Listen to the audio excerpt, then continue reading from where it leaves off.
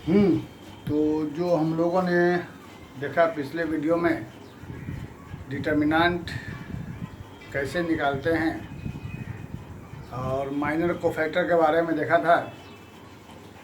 तो कुछ प्रॉपर्टी होती है डिटर्मिनेंट की, हम कुछ बोर्ड पर लिख दिए हुए हैं, थोड़ा समय बचाने के लिए लिखते हैं ऐसा।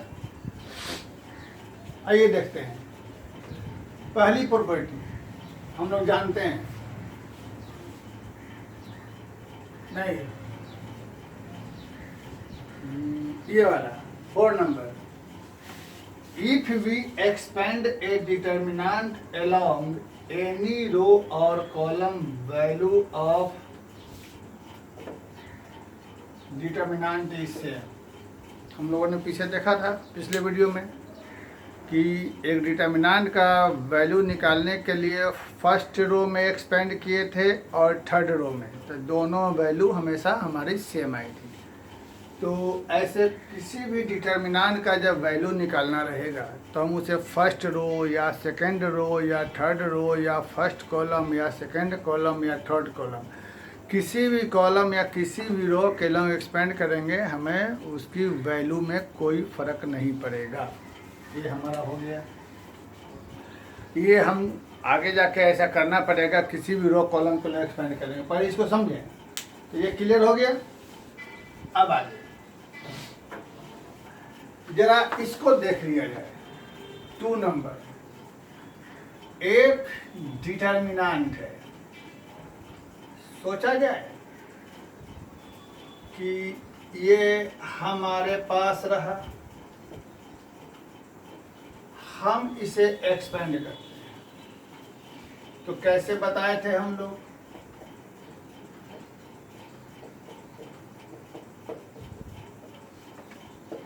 पहले रो के एलिमेंट को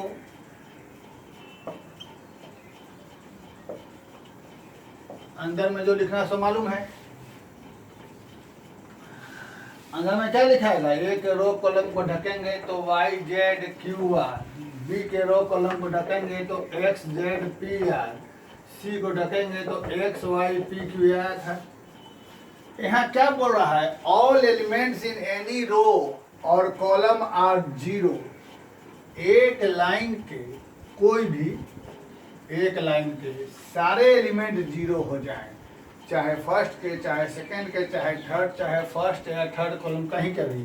तो ये जो एक जगह जीरो है, तो यहाँ जीरो हो जाएगा, यहाँ जीरो हो जाएगा। तो समझ रहे हैं ना, 0 इंटू जीरो, 0 इंटू सब पूरा का मान जीरो हो जाएगा।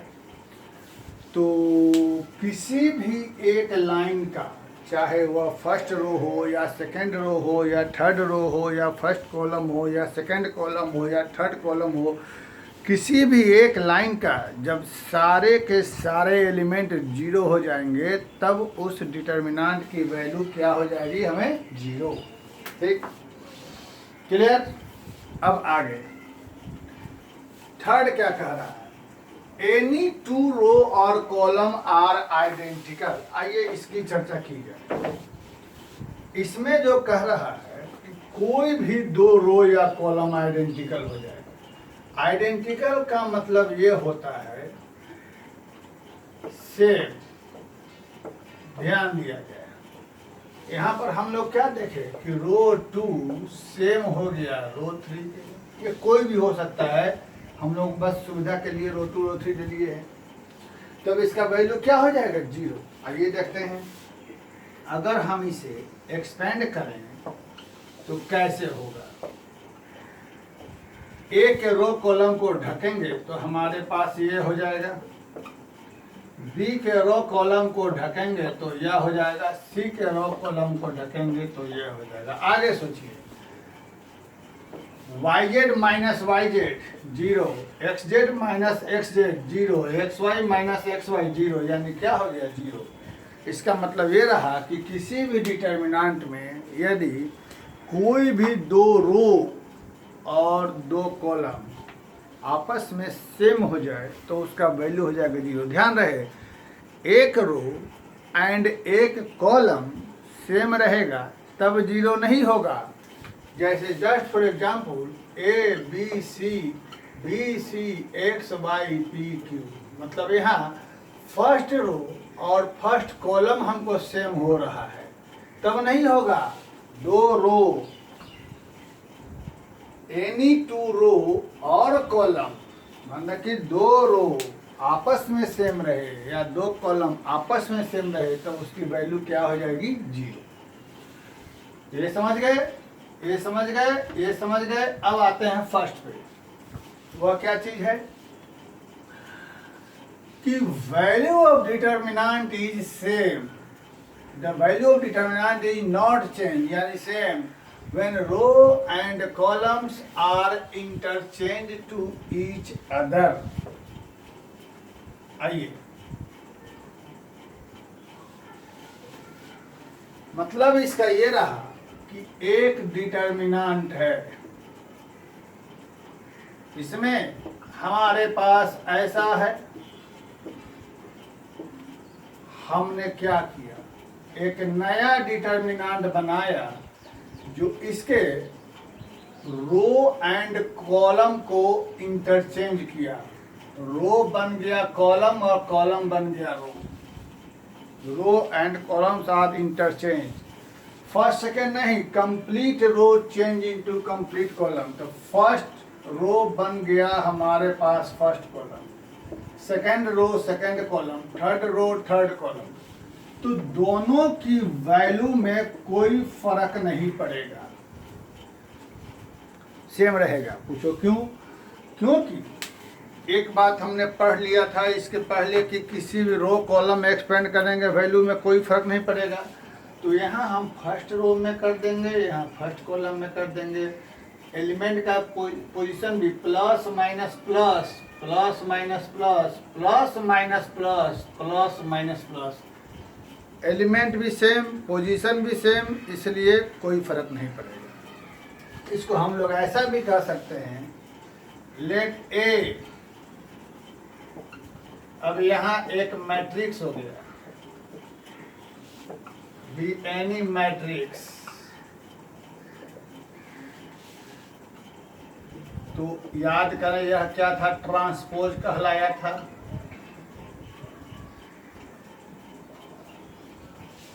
is called transpose of। तो इसका जो डिटर्मिनेंट होगा वही डिटर्मिनेंट इसका भी होगा।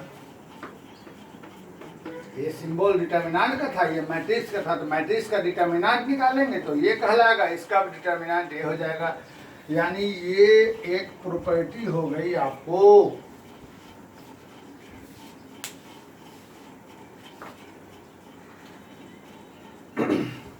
ठीक, तो किसी भी डिटर्मिनेंट की जब वैल्यू निकालने चलेंगे तो उसमें कोई चेंज नहीं आएगा यदि उसके रो और कॉलम को हम लोग आपस में इंटरचेंज कर दें। अब आगे 5 नंबर देखिए,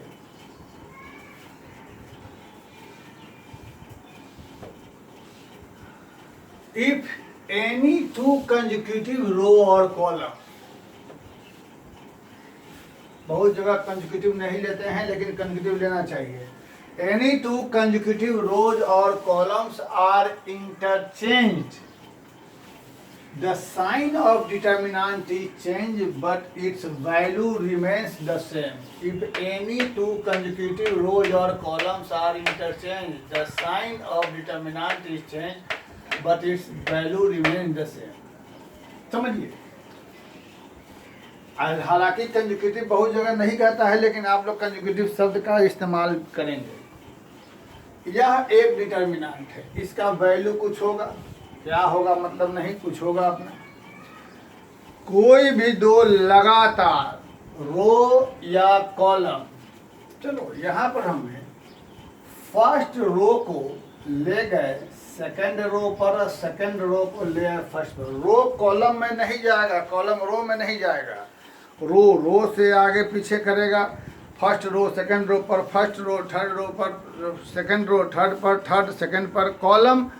कॉलम से अदला बदली करेगा, रो से अदला बदली करेगा, तो रो कॉलम में नहीं जाएगा, कॉलम रो में नहीं जाएगा।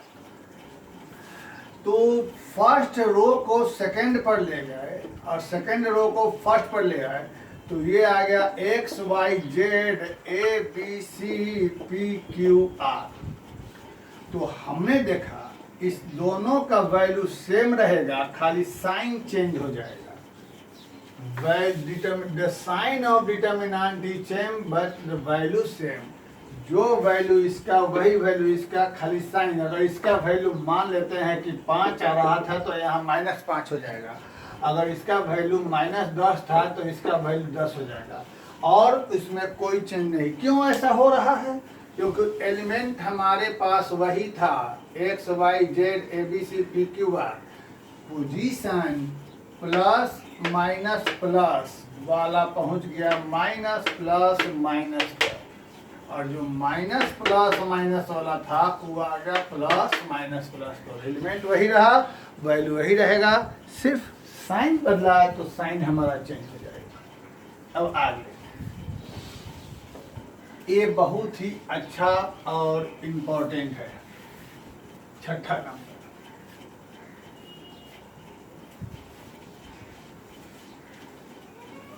If the determinant, if all the element of row or same columns are multiplied by a certain number। देखो ये थोड़ा सा अच्छा चीज है। इसमें कह क्या रहा है? इसमें ये बोल रहा है कि एक डिटर्मिनेंट है,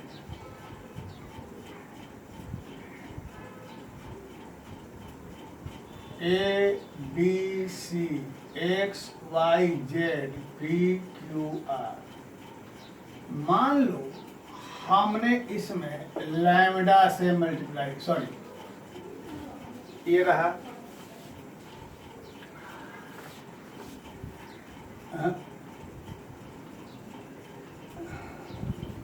इसको A B C X Y Z P Q are.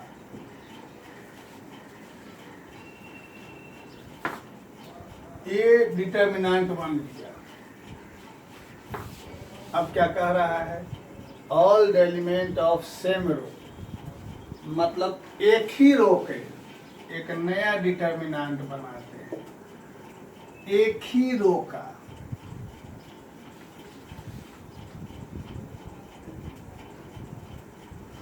सारा element same, all the element of same row are multiplied by a number।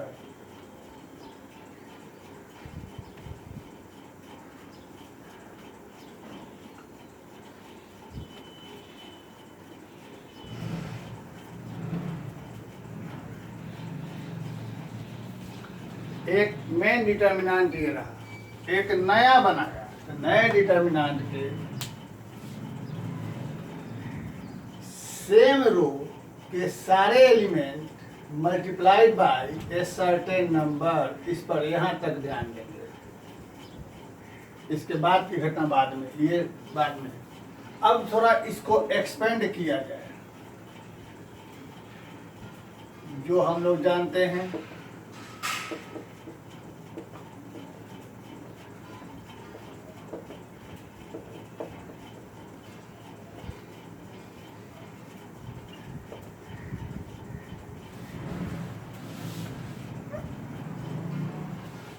पहले के लिया तो क्या हो गया हमारे पास, Y Q Z R, minus K भी लिया एक्स पी जेड आर, और प्लस के सी लिया एक्स वाई पी क्यू। अब देखो इस सभी में से के हम बाहर निकाल लेते हैं तो क्या बच जाएगा,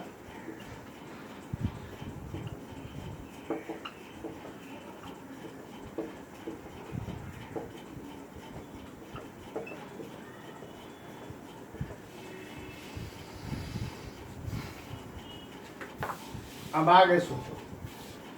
ये जो सिस्टम है, इस चीज को हम ऐसे लिख सकते हैं,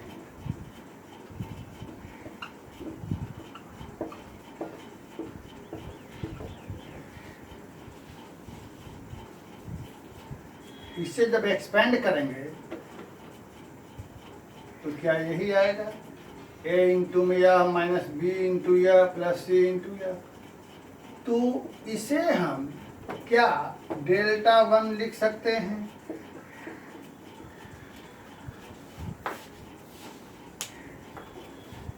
तो वही करा, then the determinant become multiplied by that number. यानी एक डिटर्मिनेंट रहा, हमने एक नया बनाया, उसके हर एलिमेंट में किसी नंबर से मल्टीप्लाई किया, तो वही डिटर्मिनेंट, यह पूरा डिटर्मिनेंट उस नंबर से मल्टीप्लाई हो गया। एक लाइन में किसी नंबर से मल्टीप्लाई किया तो ये पूरा डिटर्मिनेंट उस नंबर से मल्टीप्लाई हो गया। यही बात कह रहा है, then the determinant become multiplied by that number. अब इसको हम लोग अलग अलग तरीके से समझेंगे क्योंकि थोड़ा आसान नहीं है। ये कह रहा है कि एक वह कोई, जैसे कि इसको हम लोग दूसरे भाषा में समझेंगे। एक तो ये बात हो गई कि हम लोग देखे थे कि एक जब कोई मैट्रिक्स हुआ करता था, मैट्रिक्स, तो मैट्रिक्स में फिलहाल हम इसको यहाँ पर रिजल्ट लिख देते हैं कि जब यहाँ पर हम ऐसा लिख देते हैं कि एक ये रहा K A plus K B plus K C X Y Z P Q R, ये था। इसको हमने क्या निकाला यहाँ से कि बाहर निकल गया, हमारे पास क्या हो गया, A B C X Y Z P Q R, ये बन गया। ये कैसे बना सब लोग देख लिए। बाकी को हम मिटा देते हैं, इसको अभी हमने प्रूव कर दिया। अब इस पर हम लोग थोड़ा डिटेल पढ़ेंगे क्योंकि यह इतना आसान भी नहीं है।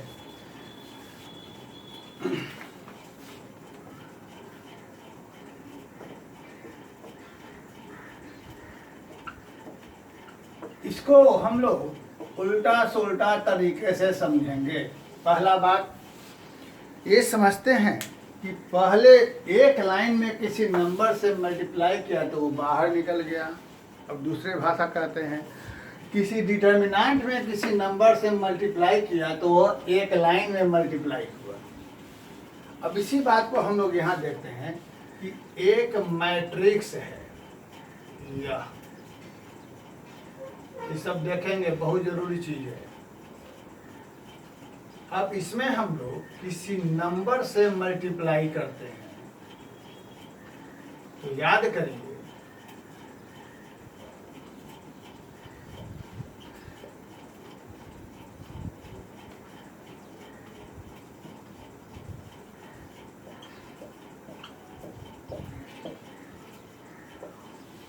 यानी यह क्या होता था,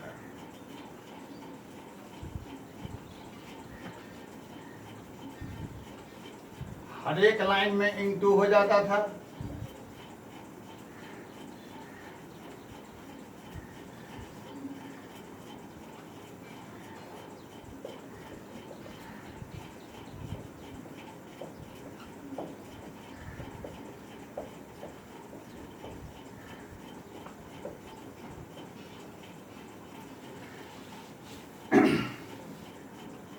यह एक मैट्रिक्स है। जब मैट्रिक्स में किसी नंबर से मल्टीप्लाई हुआ तो हर एक लाइन में मल्टीप्लाई हो गया था, लेकिन डिटर्मिनेंट में देखा जब मल्टीप्लाई किया तो सिर्फ एक ही लाइन में मल्टीप्लाई हुआ। इस बात को ध्यान दीजिए, ये प्रूव कर दिए कैसे, क्यों, क्योंकि यह अरेंजमेंट है और यह एक वैल्यू है। तो इसी को हम ऐसे देखें कि यदि हम लैम्बडा से किसी डिटर्मिनेंट में मल्टीप्लाई करते हैं तो वह किसी एक ही लाइन में होगा, चाहे फर्स्ट रो में होगा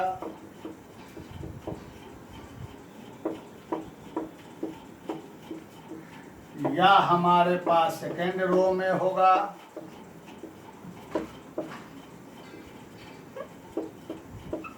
या हमारे पास थर्ड कॉलम में होगा।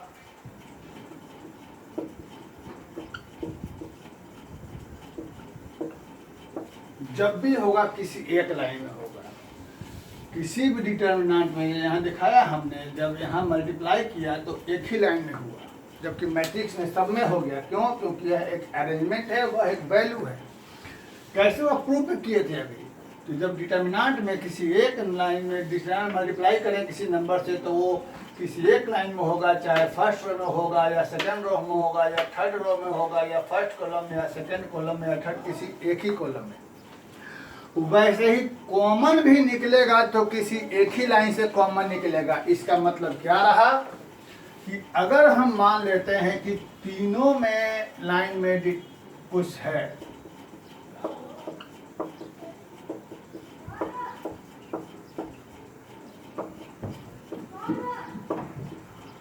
तो यहां से अब कॉमन निकलेगा तो एक लैम्डा पहले रो से, एक लैम्डा दूसरे रो से, एक लैम्डा तीसरे रो से, यानी फाइनली निकलेगा लैम्डा क्यू।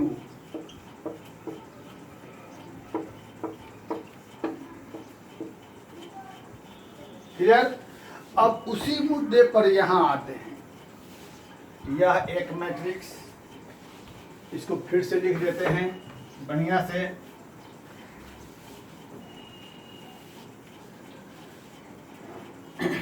यह एक मैट्रिक्स है,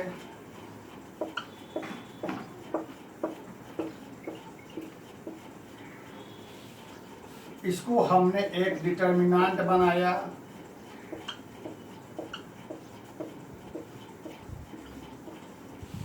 अब हमने इसी मैट्रिक्स में किसी नंबर से मल्टीप्लाई किया, तो ध्यान रखिए वह मल्टीप्लिकेशन उसके हर एक लाइन में हो जाएगा।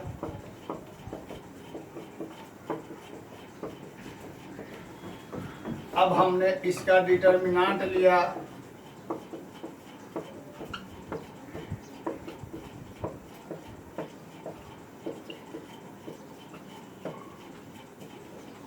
अब आगे की कहानी। अब डिटर्मिनेंट हुआ तो तीनों लाइन से 3 लैम्डा बाहर निकलेगा, यानी क्या हो जाएगा,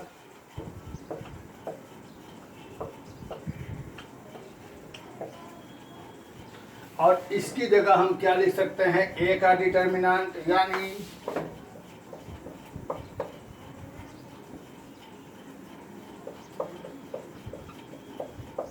ये इंपॉर्टेंट चीज। फिर से ये सब ऊपर की बातें समझा दिए कि हम जब किसी डिटर्मिनेंट में जो बोल रहा था सो तो अलग चीज है, लेकिन दूसरे भाषा में डिटर्मिनेंट में हमें किसी एक लाइन से अगर कोई नंबर कॉमन निकालना होगा, तो डिटर्मिनेंट में कोई नंबर कॉमन निकालना हो किसी एक ही लाइन से निकलेगा, या दूसरे शब्दों में जब मल्टीप्लाई करना रहेगा तो किसी एक ही लाइन में मल्टीप्लाई होगा। जबकि हमने मैट्रिक्स में देखा था कि मल्टीप्लाई होने पर वह हर एक लाइन में मल्टीप्लाई हो जाता था। वैसे ही जब कॉमन निकालना रहेगा तो एक लाइन में रहेगा तो एक निकलेगा, तीनों लाइन में रहेगा 3 कॉमन निकलेगा डिटर्मिनेंट में। अब हमने क्या किया कि एक मैट्रिक्स लिया, तो ये मैट्रिक्स का डिटर्मिनेंट होगा। अब इस मैट्रिक्स में हमने किसी नंबर से मल्टीप्लाई किया तो मैट्रिक्स है इसका, वह इसके हर एक लाइन में मल्टीप्लाई हो जाएगा। अब हमने इसका डिटर्मिनेंट बनाया। अब जब डिटर्मिनेंट हो गया तब यहाँ से कॉमन निकलेगा हमको 3। अब उसके बाद इसकी जगह हम यह डिटर्मिनेंट रख दिए ए का, तो ये एक फार्मूला बना। तो ध्यान दें, जब ये 3 ऑर्डर का मैट्रिक्स है तो 3 लैम्डा निकला। अगर ये n ऑर्डर का मैट्रिक्स रहता तो कितना लैम्डा बाहर निकलता। इस पर हम फार्मूला लिखते हैं, इसको याद करेंगे, इंपॉर्टेंट पॉइंट है। Let A be any square matrix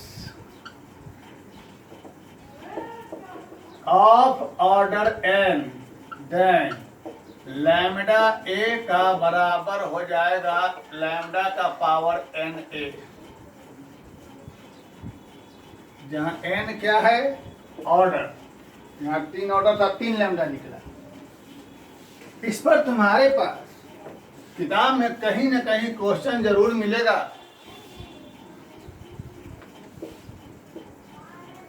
late A be any square matrix of order 3 such that